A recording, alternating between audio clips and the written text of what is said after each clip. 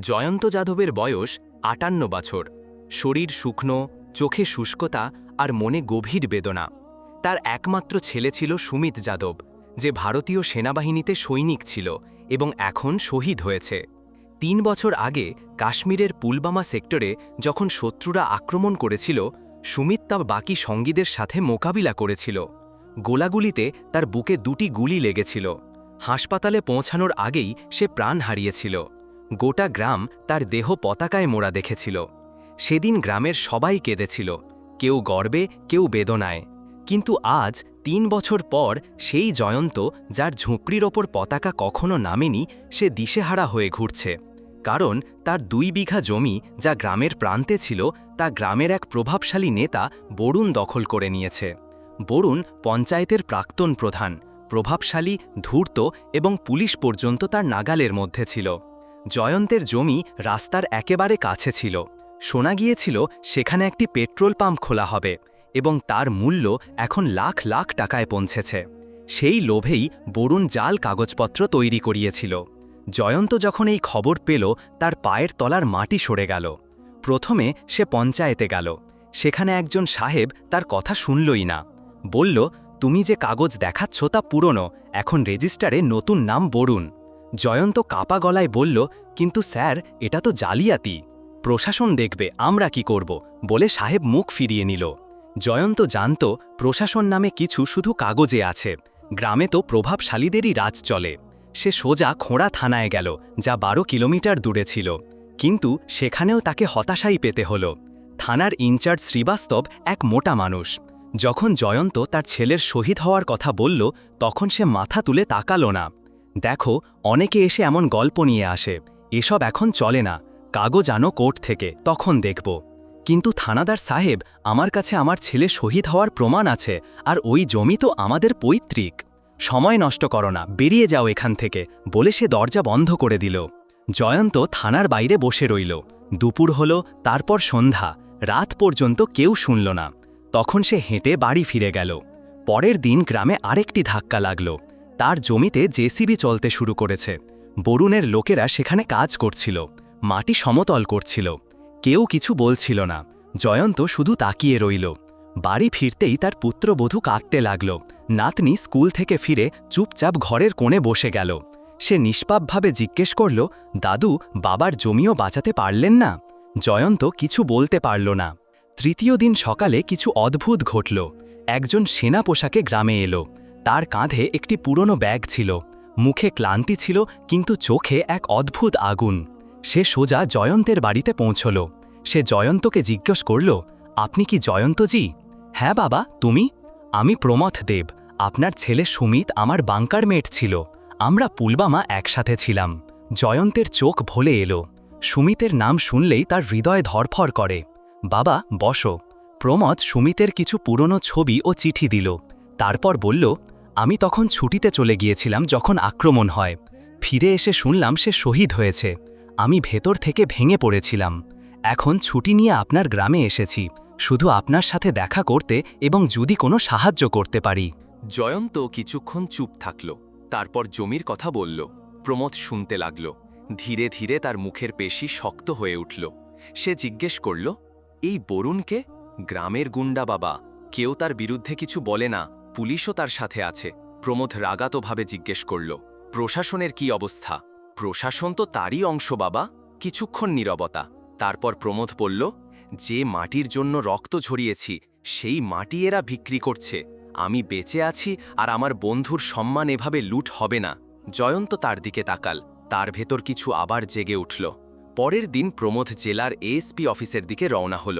জয়ন্তের তখন বিশ্বাস ছিল না যে কিছু বদলাবে, কিন্তু তার ভরসা ছিল যদি সুমিতের বন্ধু তার মতোই হয়, তাহলে এবার হয়তো কিছু বদলাতে পারে। প্রমথ দেব সকালে সাইকেল নিয়ে রওনা হল জেলার এসপি অফিসের দিকে, যা প্রায় ২২ কিলোমিটার দূরে ছিল। তার পোশাকে ধুলো জমেছিল, কিন্তু তার উদ্দেশ্য ছিল স্পষ্ট। তার ব্যাগে একটি পুরনো ছবি ছিল, সুমিত যাদব শহীদ হওয়ার ঠিক ২ দিন আগে, যেখানে তারা দুজন একসাথে ছিল।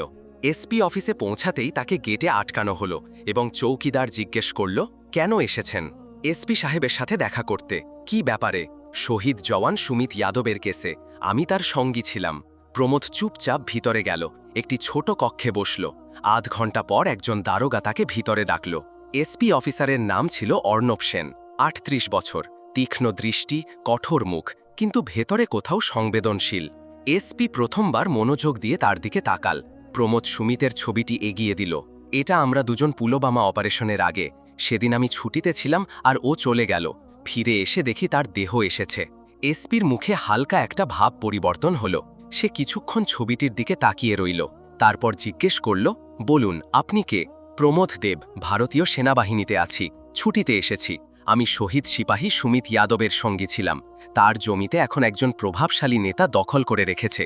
স্থানীয় থানায় কোনো শুনানি হচ্ছে না। আপনার কাছে লিখিত অভিযোগ আছে? হ্যাঁ স্যার। প্রমোদ হাতে লেখা একটি রিপোর্ট বের করল। এসপি ধীরে ধীরে সব পড়ল, তারপর চেয়ার পিছনে হেলিয়ে দিল। বরুণ, এই নামটা চেনা, পঞ্চায়েতের প্রাক্তন প্রধান, অনেক মামলায় অভিযুক্ত, কিন্তু প্রতিবারই ছাড়া পেয়ে গেছে। থানায় তার ধরা আছে। এবার তাকে ছাড়া পাওয়া উচিত নয় স্যার। প্রমোদের কণ্ঠ কঠোর হয়ে গেল। ঠিক আছে, আমি নিজে তদন্ত করব। প্রমোদ উঠে দাঁড়ালো। আমি ততক্ষণ গ্রামে ফিরব না যতক্ষণ আপনি নিজে কিছু না করেন। এসপি মাথা নাড়ল। যে যুবক দেশের জন্য যুদ্ধের ময়দানে লড়তে পারে, আমি কি এখানে লড়তে পারবো না? পরের দিনই এসপি অর্ণব সেন পুরো ফাইল কালেক্ট করলেন। তিনি দেখলেন জমির আসল কাগজ জয়ন্তের নামে ছিল, কিন্তু পরে দলিলে জালিয়াতি করা হয়েছে। লেখপাল, পটবাড়ি এবং থানার কিছু লোক মিলে জমি বরুণের নামে করে দিয়েছে। এখন এসপি সিদ্ধান্ত নিলেন ব্যবস্থা নেওয়া জরুরি। তিনি আইসিএম অফিসের সাথে যোগাযোগ করে রাজস্ব দলিলের পুনঃতদন্ত শুরু করলেন। তহসিলের বাবুদের মধ্যে হট্টগোল শুরু হলো। বরুণের কানেও খবর পৌঁছে গেল। গ্রামে তার মুখ লাল হয়ে গেল। এই সেনা কে, কোথা থেকে এলো, আর এসপি পর্যন্ত কিভাবে পৌঁছল? তার লোক বলল, শুনেছি সুমিতের বন্ধু, এখন এসপি নিজে তদন্ত করতে চলেছেন। বরুণ সিগারেটের ধোঁয়া টেনে বলল, দেখছি আমি ওই সেনা আর ওই বুড়োকে।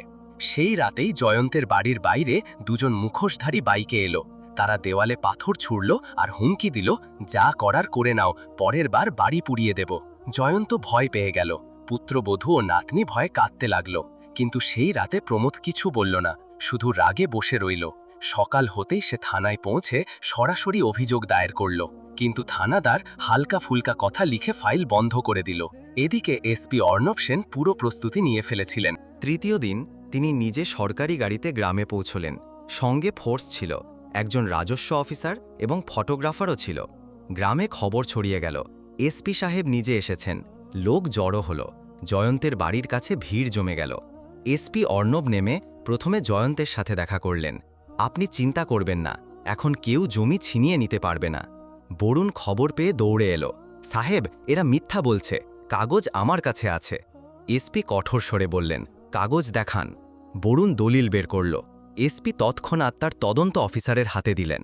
তদন্তে পরিষ্কার হল দলিল জাল, এমনকি পুরনো জেলা শাসকের সিলও নকল করা হয়েছিল।